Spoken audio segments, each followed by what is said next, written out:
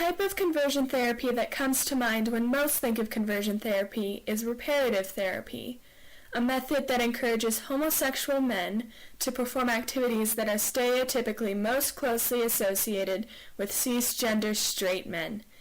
These activities include participating in sports, avoiding art museums, operas, symphonies, and ballets, avoiding women unless it is for romantic contact, increasing time spent with heterosexual men, attending church, becoming more assertive with women through flirting and dating, and finally taking part in heterosexual marriage and fathering children. Another method goes by the name of spiritual condemnation. This method, mostly executed by religious families, includes ignoring and mistreating GLBTQ+ teens and children in their own household. Also, some organizations that encourage this method have therapists, who ultimately call their patients selfish and disgusting. Finally, there is behavioral modification, the most physically abusive method in the realm of conversion therapy. Behavioral modification forces the person to associate physical and/or romantic connections between people of the same sex with immense pain. Here's the experience of a young man who experienced behavioral modification. Physical therapy was my hands being tied down and blocks of ice being placed on my hands.